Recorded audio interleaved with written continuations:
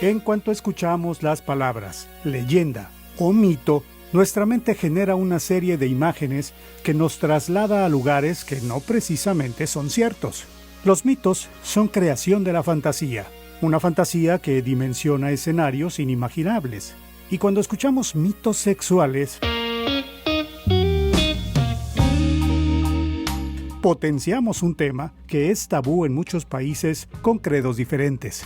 Los mitos pueden llegar a ser generalizados en la sociedad, trascendiendo del uso particular al comunitario, siendo un riesgo que afecta no solamente a personas a nivel individual, sino que puede alcanzar a colectivos, generando en muchas ocasiones situaciones de rechazo y discriminación. Los mitos en ocasiones se convierten así en prejuicios y concepciones que nublan la realidad. Esto puede generar conductas de riesgo, asumiéndolas como conductas habituales y que pueden incidir negativamente en la salud sexual, así como en casos extremos, generar daños contra la integridad física y moral. En el caso de la sexualidad, pueden tener el mismo efecto, incluso afectando a la vivencia de nuestra propia sexualidad y viéndola de manera prohibida bajo falsas creencias. Algunos especialistas en sexualidad determinan que es importante combatir estos mitos con una información clara y accesible para todas y todos, con una educación afectivo-sexual que transmita esta información y conocimiento para vivir la sexualidad de una manera sana, responsable y placentera. A continuación, en Soluciones, hablaremos de mitos sexuales.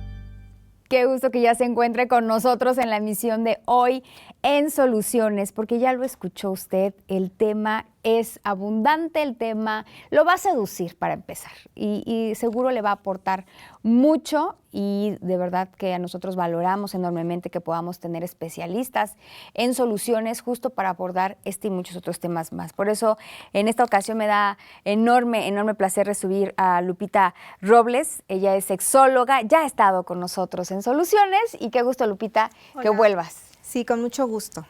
Gracias. Oye, qué bueno que pues acabamos de estar justo en el mes del amor, en el mes donde se habla como lo romántico o como todas estas ideas que se generan en torno al amor. O sea, viene febrero y de repente es todo rojo, todo corazones, todo, ¿no? Pero si profundizamos a la esencia también que tiene que ver con nuestra sexualidad, pues hay muchas preguntas que hacernos y hay que también resolver justo estos mitos que se generan en torno al sexo y al amor. En torno a la sexualidad, sí, hay muchísimos mitos. Los mitos son una serie de creencias que no tienen ningún fundamento. Los mitos se generan cuando no podemos explicar algo, cuando queremos ocultar algo o bien cuando queremos de alguna forma tener controlado a ciertos grupos vulnerables o a la población. Los mitos nos limitan definitivamente, ¿no? Sobre todo en sexualidad, se nos marca como una línea, un camino de donde no nos tenemos que salir. Yo por eso en mis pláticas digo que vivimos sexualidades ajenas. Porque exacto, vivimos nuestra sexualidad de acuerdo a como alguien nos dice que debe ser, que es lo normal. Para empezar, dentro de la sexualidad no hay nada que sea normal o anormal, porque la pregunta sería ¿normal para quién? Entonces, nosotros tenemos que ir aprendiendo de nuestra propia sexualidad, experimentar, tocar nuestro cuerpo, conocerlos, conocer nuestro cuerpo, nuestros puntos vulnerables para tener placer. Y entonces platicarlo con nuestra pareja y hacer lo que a mi pareja y a mí nos proporcione placer, con lo que estemos a gusto. Pero si nos dicen, es que esto es malo, esto es pecado, esto es sucio, entonces pues ya yo me veo obligada a no hacer a lo mejor algo que a mí se me antoja hacer, porque ya estoy con la idea de que es malo, de que es pecado, de que es sucio. Y entonces por eso digo, vivimos sexualidades ajenas. Y en torno a la sexualidad hay un sinfín de mitos, un sinfín, que lamentablemente por esta ignorancia que se presenta de no haber una educación sexual adecuada y oportuna, la gente muchas veces cree esos mitos y vive conforme a esos mitos. Vive su propia sexualidad conforme a los mitos que escucha en la calle, con los amigos, etcétera. Entonces, vamos a empezar a hablar acerca de algunos mitos, sobre todo los hombres. Claro, porque socialmente creo que son como los que nos rebasan muchas veces, ¿no? Todo lo que se genera en torno al tema masculino. Al tema de la sexualidad en los hombres, que ellos cuando están en grupos y platican acerca de la sexualidad, muchas veces alardean y dicen cosas que no son ciertas. Entonces, quien escucha por ahí se lo cree, o sea, está escuchando, ay, sí, cree las cosas que otro está diciendo, ¿no? Y entonces, cuando a él no le resulta igual, pues cree que está mal, ¿sí? Entonces, el hecho de vivir con estos mitos, de no informarse adecuadamente, les genera a veces grandes frustraciones a los hombres. Exacto. ¿Sí? Para empezar, la gente cree que hablar de sexualidad es hablar únicamente de relaciones coitales, relaciones sexuales. Y la sexualidad no es eso. La sexualidad es muy amplia, abarca muchos aspectos del ser humano. Es su ser y estar en el mundo. No nada más es hablar de relaciones sexuales, de relaciones coitales, ¿no? Pero la gente cree que al hablar de sexualidad es hablar solamente de relaciones sexuales. Ese es uno de los primeros grandes mitos. Y me gustaría que el público también participe con nosotros en esta dinámica, que hagamos este ejercicio de retroalimentación y se comunique con nosotros al 228-842-3500 o también a nuestra línea de WhatsApp que está disponible 2283-095810, que pues tenemos aquí también para responder si tienen alguna pregunta, si quieren compartirnos alguna experiencia, si consideran que algo nos pueden aportar al programa, pues leeremos con mucho gusto sus mensajes. Asimismo, estamos transmitiendo completamente en vivo en Facebook por TV Más y ahí recibimos también sus comentarios. ¿Qué otros aspectos podemos compartirle al público que engloban esta sexualidad o que deberíamos saber que engloban nuestra sexualidad? Bueno, aspectos que engloban nuestra sexualidad son los vínculos afectivos, la reproductividad, el erotismo y las relaciones sexuales, ¿no? Pero es todo, el género también es un aspecto muy importante que está dentro de la sexualidad, el género. Entonces, todos estos aspectos son muy amplios y forman el gran y amplio y diverso mundo de la sexualidad. Y ya que hablabas del tema de los hombres, ¿cuáles crees que son los que en esta sociedad, porque también vamos a especificar esto, ¿no? Los mitos se generan en función de la sociedad, ¿no? De en dónde te encuentras ubicado, cómo estás funcionando, ¿no? En qué medio te desenvuelves y estamos funcionando de alguna manera, ¿no? Sí. En el caso un poco más genérico en el que nos encontramos nosotros actualmente, estos mitos que tienen que ver con los hombres, ¿cuáles consideras que son los que nos llegan a afectar un poco más? Sí, por ejemplo, en los hombres se les ha dado como un papel importante, pero que les pesa, porque se piensa que los hombres son los que saben de sexo, saben de sexo y que los hombres nos van a enseñar. Sí, como que ellos deben tomar la iniciativa, son los que saben y nos van a decir, nos van a explicar y a enseñar, cuando la realidad no es esa. Muchas veces los hombres, cuando tienen sus primeras relaciones coitales, van con mucho temor, con mucha ansiedad y con un gran desconocimiento, la mayor parte de los hombres y la mayor parte de las veces. Entonces, si piensan que el hombre es el que sabe, la pregunta sería a ellos quienes les enseñan. Claro. ¿Sí? Lamentablemente vamos aprendiendo, hombres y mujeres, con una técnica de ensayo y error. ¿Sí?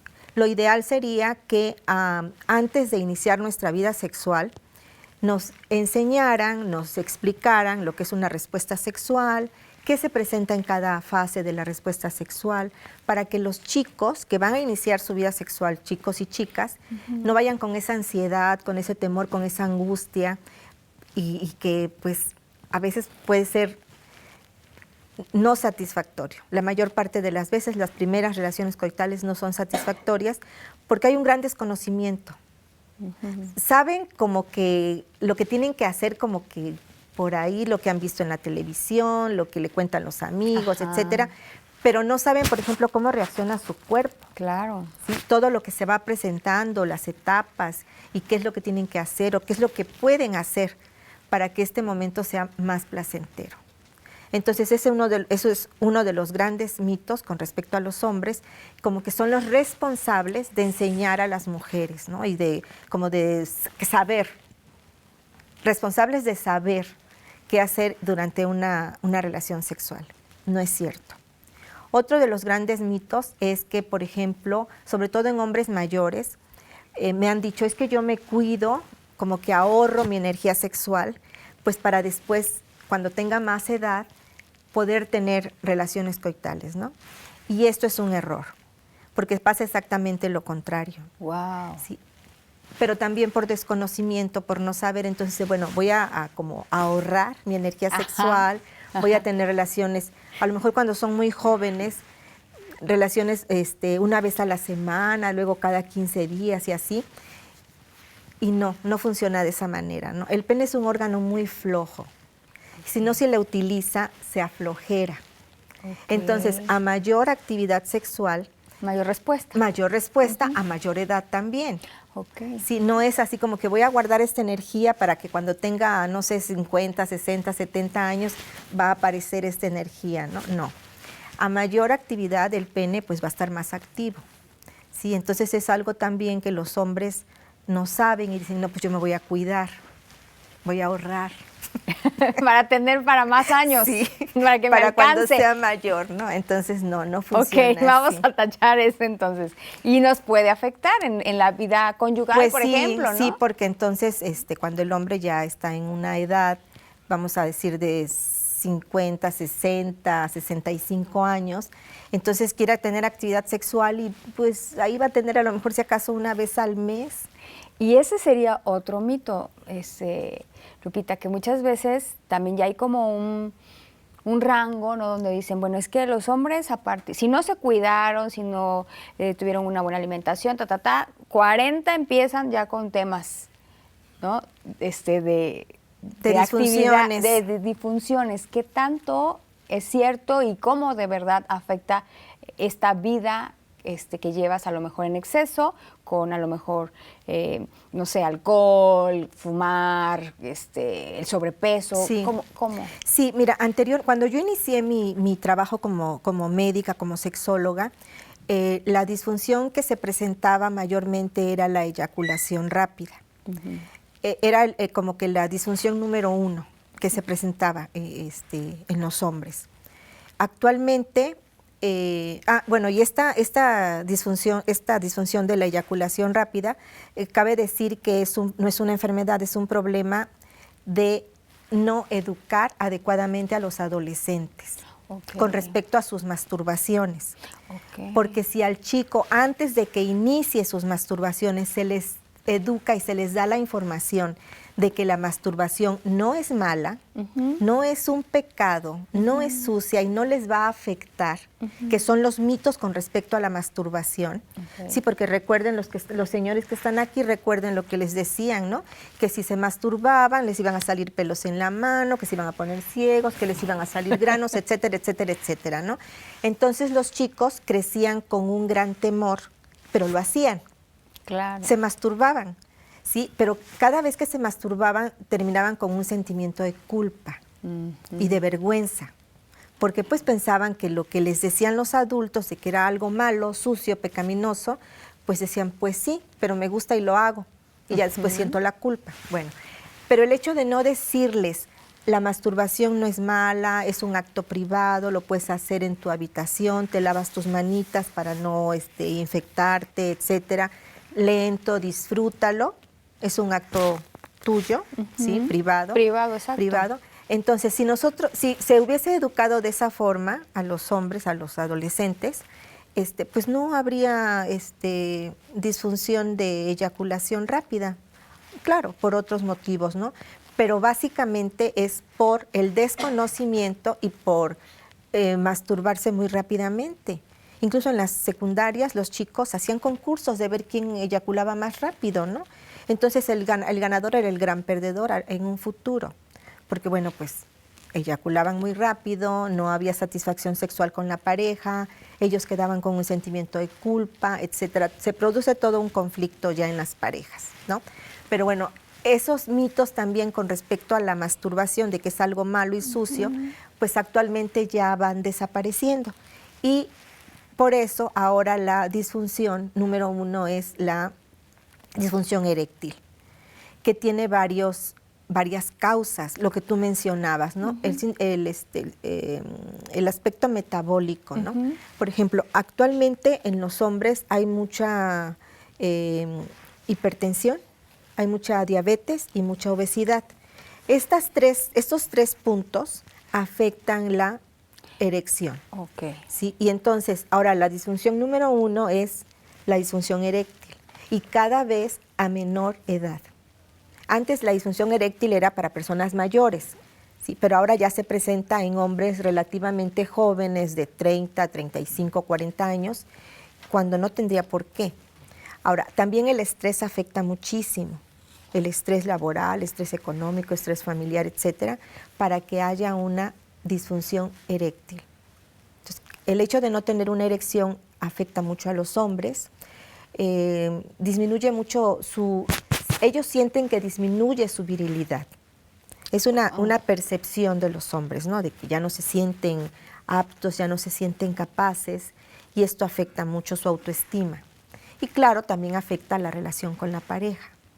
Desde Sí. luego, porque entran otros temas en duda y entonces seguramente tiene alguien más, está teniendo actividad con otra persona, o sea, Sí, puede... sí, cuando no se, y sobre todo que estos temas de sexualidad, cuando es algo tan natural y tan íntimo en la pareja y que la pareja no lo hable con confianza, que se escondan, que les dé temor, vergüenza, O que asuman otras...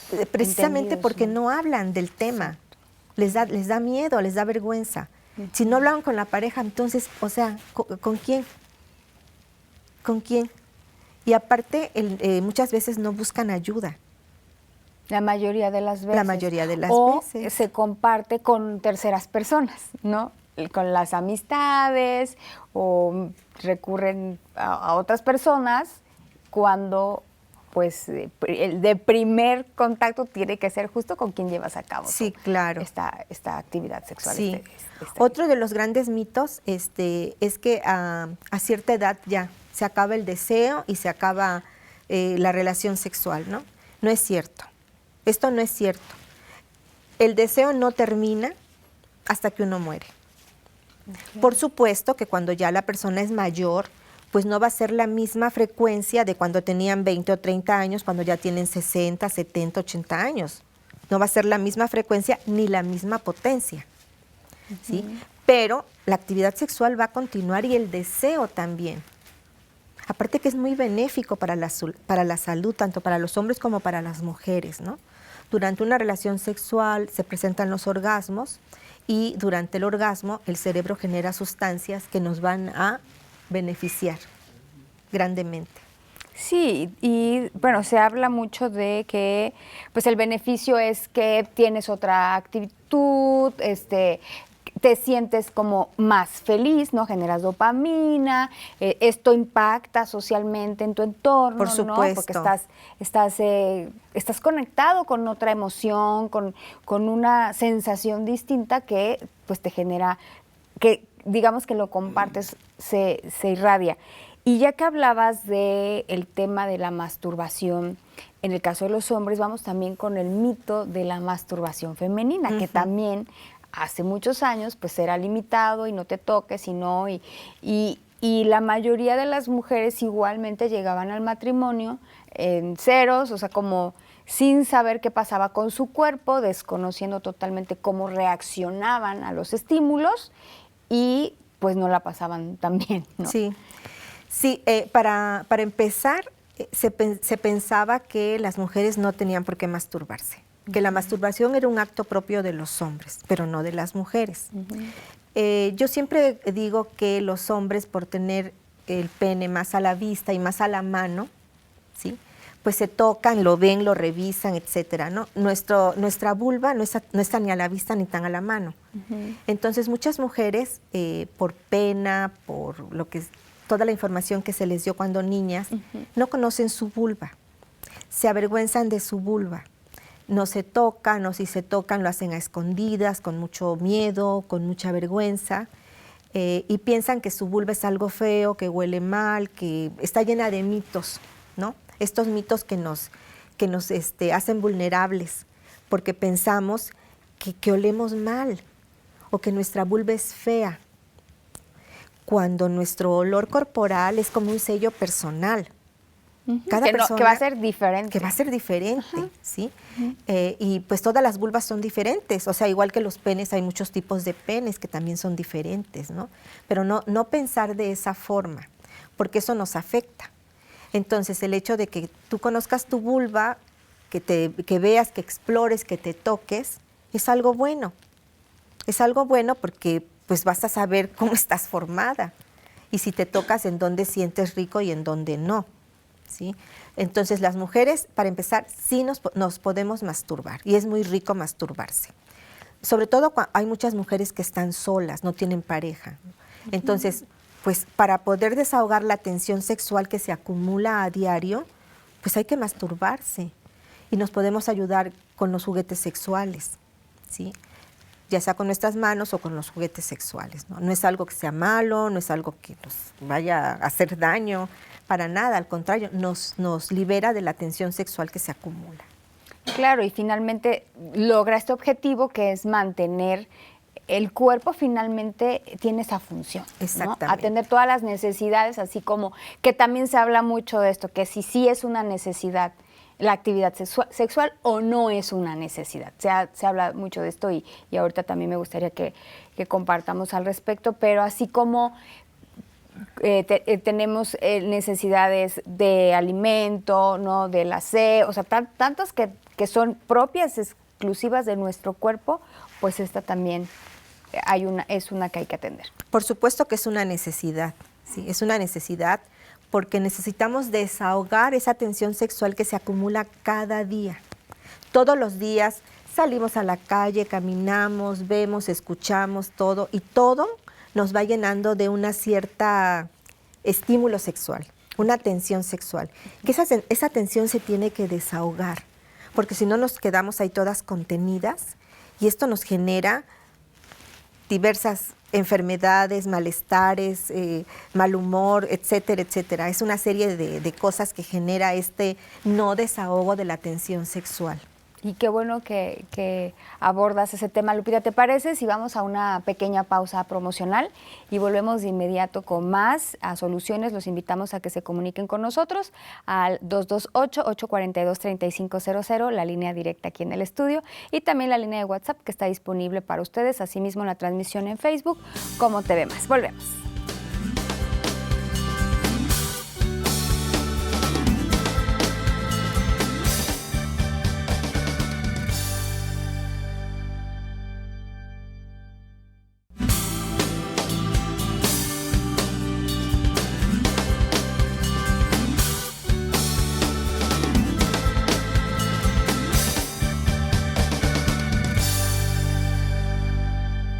Qué gusto que continúe con nosotros hoy en Soluciones, donde, bueno, estamos abordando el tema de mitos sexuales y muy bien acompañados por la sexóloga Lupita Robles, que se ha tomado el tiempo necesario para irnos despejando todos estos mitos que socialmente de repente nos podría decir que nos aquejan y que nos creemos y limitan un poco también nuestra creencia y hasta nuestra funcionalidad sexual. Nuestra creatividad, Exacto. Nuestro placer, nuestra actividad, todo nos limitan estos mitos. Exacto. Estábamos hablando antes de irnos al corte, Lupita, de pues el tema de la masturbación femenina, también hablamos antes de cómo hay también estos mitos respecto a la masturbación, sobre todo en la adolescencia, y cómo ya hemos avanzado un poquito en el tema masculino. Pero otro tema que también me parece muy valioso es cómo puede ser también la relación del alcohol, sobre todo con los hombres, y lo que se cree de que si tomo alcohol previo a mi actividad sexual, voy a tener potencia o voy a generar un placer. Sí, muchos hombres jóvenes también piensan que el beber alcohol los va a poner más potentes.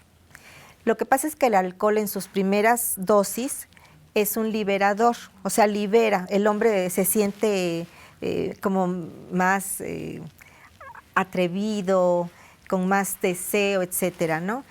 Pero si continúa bebiendo ya con grandes dosis de alcohol, ya no hay erección, ¿sí? Porque entonces primero te libera para que tú te sientas desinhibido, pero a mayor dosis el hombre ya no presenta erección, ¿sí? Y los alcohólicos, por ejemplo, pierden su erección. Wow. Pierden su erección. Si dejan de beber, la erección se recupera. Okay. A diferencia de los diabéticos. Los diabéticos pierden su erección, pero ya no la recuperan, ¿sí? Porque hay una destrucción de vasos, de nervios, etcétera, por la misma azúcar que anda circulando. Entonces, cuando el diabético pierde la erección, ya es permanente, ¿no? Ya no hay una recuperación. En cambio, el alcohólico también pierde la erección, pero si deja de beber, puede recuperar su erección. Sí. Y qué valioso que lo menciones, justo porque a veces no le damos esta importancia, ¿no? Creemos que podemos manejar el azúcar o que podemos manejar la diabetes, pues lo hemos dicho en temas de salud, o cuando hablamos justo de pues este padecimiento, de que, bueno, ya me tomo la pastilla que me controla, digamos, los niveles de azúcar, y creemos que ya con eso, pero en realidad, si nuestra apuesta es a seguir desde una edad joven consumiendo azúcar y azúcar, sabiendo que voy a llegar a la diabetes, pues las implicaciones son también esas. Sí, la diabetes es una enfermedad que afecta a muchas partes del cuerpo, muchos órganos, muchas funciones, ¿no? Y es una enfermedad terrible, porque lo que se tiene que hacer es tener un gran control con los alimentos, aparte de la medicación, y hacer ejercicio, etcétera, ¿no? La gente le cuesta mucho el llevar una alimentación sana, y por eso es que se van presentando diferentes complicaciones con esta enfermedad. Y una de ellas, pues, es la pérdida de la erección. Muy bien.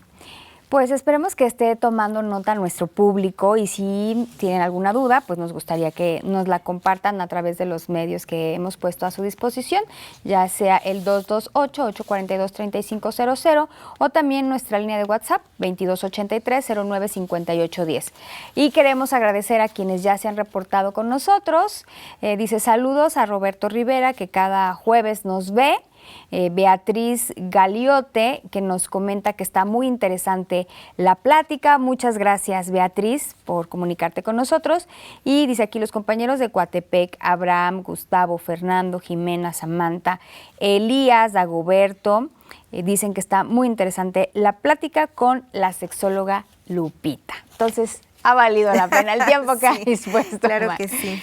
Y también sería interesante que abordemos desde los más jovencitos, ¿no? Los adolescentes. Como papás muchas veces creemos que si ellos están limitados en el conocimiento, o que si no en la escuela no les informan más, no les vamos a despertar el deseo sexual. No les vamos a, como dicen, no les vamos a dar ideas. Ajá, exactamente. ¿Qué sucede? Ese es un gran mito, ¿no? Porque ocurre, o sea, lo que ocurre es lo contrario. Los papás y mamás tienen temor de que a los hijos se les hable de sexualidad en las escuelas, porque piensan que es como, pues, abrirles la puerta o darles permiso de que inicien su actividad sexual.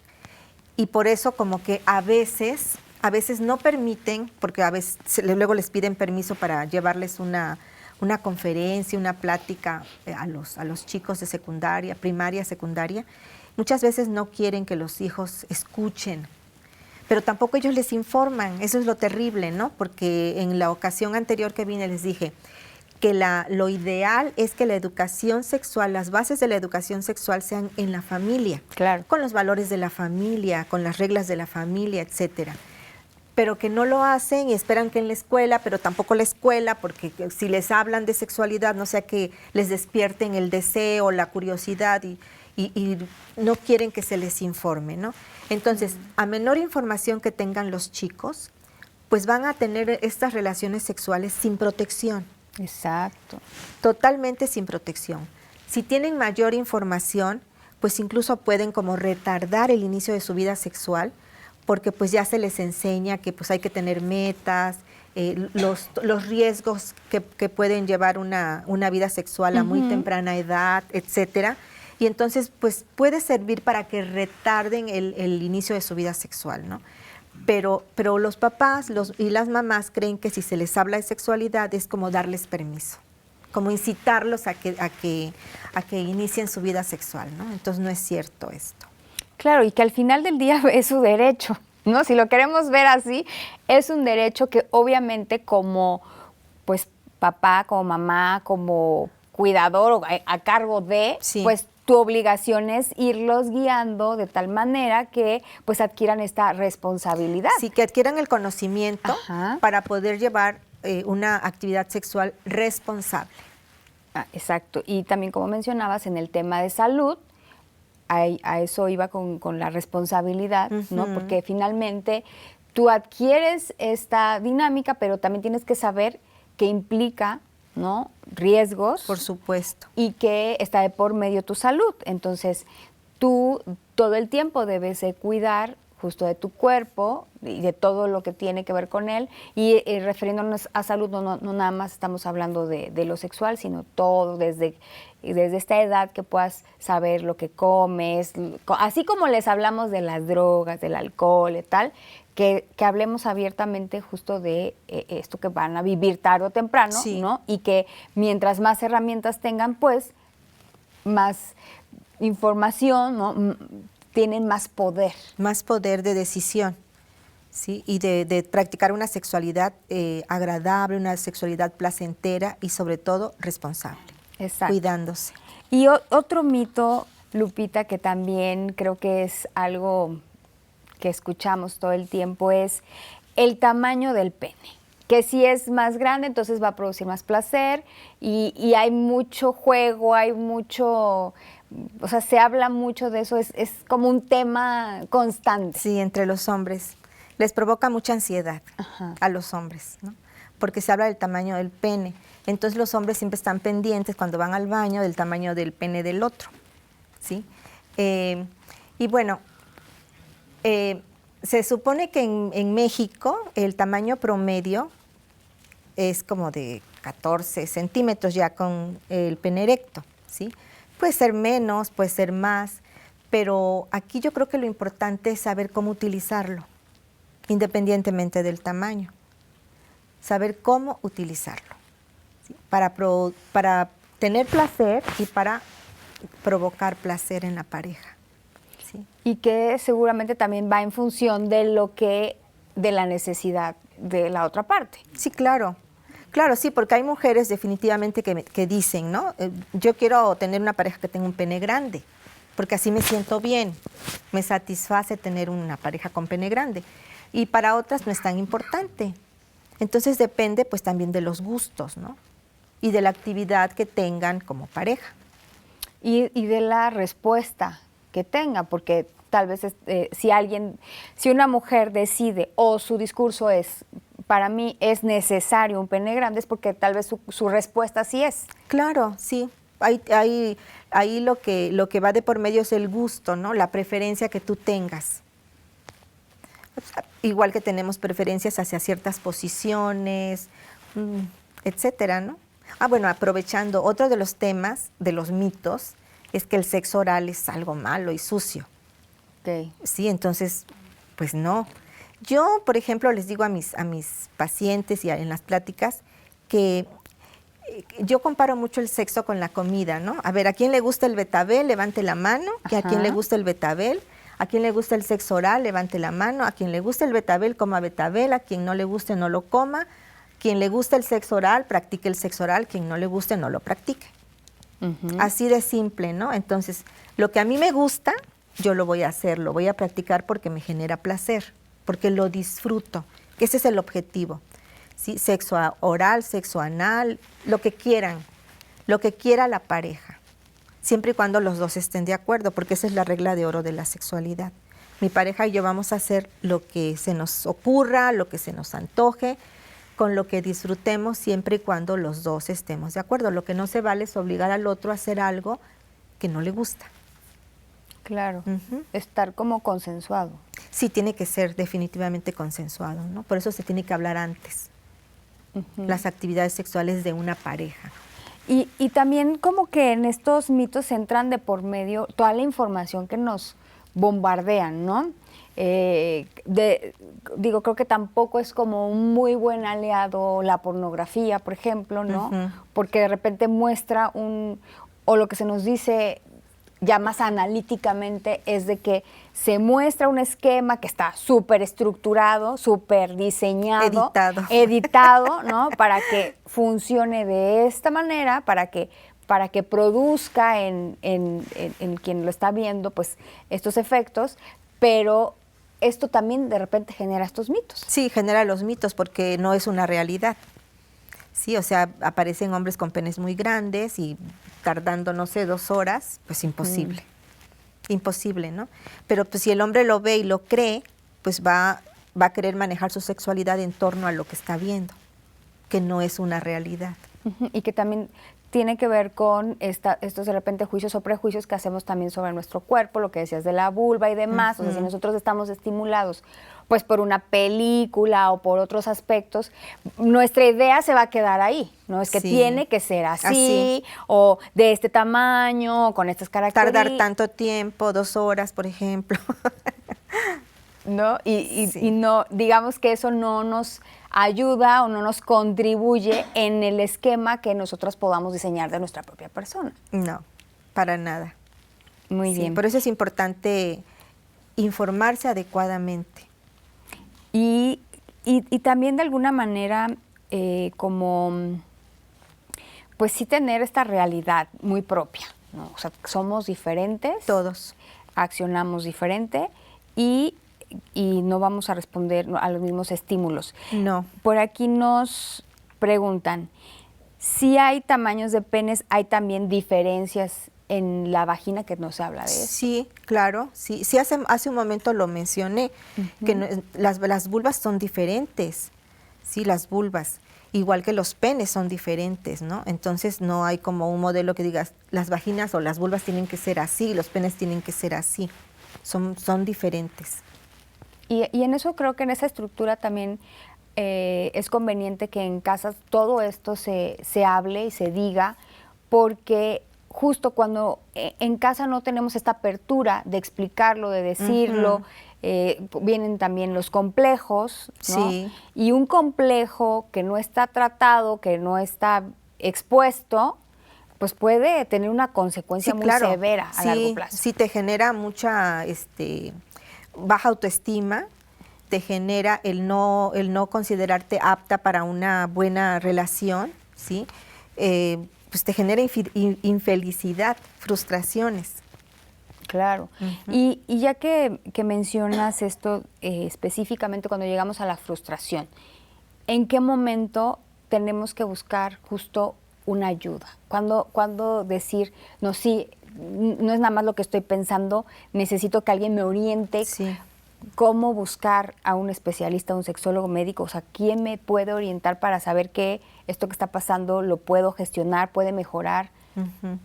Sí, mira, lamentablemente no le damos la importancia que requiere la problemática sexual, los conflictos sexuales, ¿no?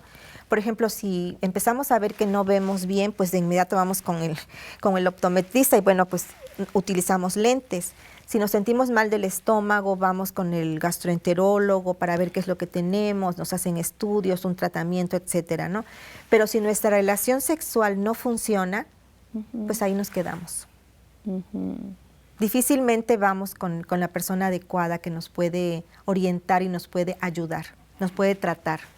¿Sí? Por ejemplo, una persona que no tiene orgasmos, que es importantísimo tener orgasmos, pues dice, pues a lo mejor esto así es, esto es lo normal, lo poquito que siento así es y ya.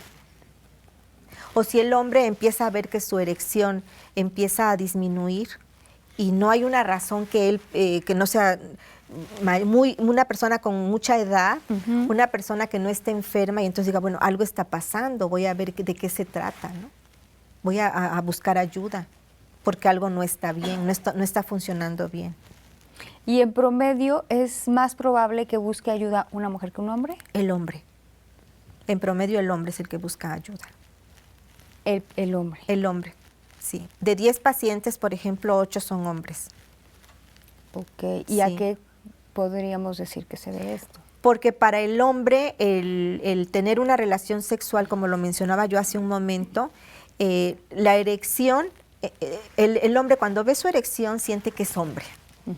Sí, se manifiesta mucho su virilidad. Entonces, cuando pierde la erección, está sintiendo que como que está dejando de ser hombre. Y entonces sí le preocupa y entonces busca ayuda. Y como decía anteriormente, la disfunción sexual más frecuente era la eyaculación precoz. Entonces sí se sentían muy presionados por las parejas para buscar ayuda, porque la pareja quedaba insatisfecha casi siempre. Okay. Y empezaban a tener problemas porque la pareja ya no quería tener relación sexual o había mucha fricción en su relación de día de la pareja, ¿no? Y entonces el hombre, pues de alguna manera quería solucionar esto y buscaba ayuda. Y siguen buscando ayuda. Muy bien, ese dato me parece interesante y valioso y ojalá también pues las mujeres en cuanto noten que algo no está funcionando bien. Sí, por ejemplo, cuando se pierde el deseo, que ya no quiero tener relaciones sexuales. O sea, el hecho de perder el deseo no es algo normal en la parte fisiológica, no es algo normal el perder deseo, ¿no? Porque el deseo siempre va a existir. El hecho de no disfrutar una relación sexual tampoco. Ok. Entonces sí hay que buscar ayuda. Y bueno, sin lugar a dudas, pues tenemos esta excelente opción que es la sexóloga Lupita, que hoy nos acompaña. Dice, ¿es cierto que se aprenden técnicas para mejorar el tono de la vagina? Sí, el tono muscular, sí. Sí son los ejercicios de Kegel, ¿no? De apretar, apretar, apretar, para que los músculos se tonifiquen, los músculos vaginales. Y también hemos escuchado mucho últimamente como una oferta de tratamientos, ¿no? Con otros métodos que ozono, que para justo buscar mejorar el tono y que haya, pues se puede decir que una mejor función o rebuscar otra respuesta. Sí, lo que pasa es que, por ejemplo, con los partos, cuando son por vía vaginal, pues los músculos se aflojan, ¿no? Pierden un poco de tono muscular. Entonces, yo creo que lo más natural son los ejercicios de Kegel, ¿no? Que tienes que estar apretando, apretando, apretando, y de esa manera tus músculos se tonifican. ¿Sí? Habrá muchas otras opciones, ¿no? Pero bueno, algunas les funcionan a unas personas y a otras no. Claro, pero también son como estas posibilidades alternativas, sí, que podemos tener a la mano, claro, también al presupuesto de cada quien. Claro, ¿no? sí. Y porque incluso hay cirugías, ¿no? Hay cirugías en que los cirujanos plásticos te hacen ahí una cirugía para hacer más angosto, para que esté más tonificado, ¿no? Les llaman también reconstrucciones vaginales, etcétera. Y ahora que mencionabas esto de los embarazos, también hay mucho de este tema, sobre todo en redes sociales, ¿no? Que sí, una mujer ya tuvo hijos, entonces digamos que casi no te puede ofrecer una satisfacción sexual. ¿Cuál es la relación?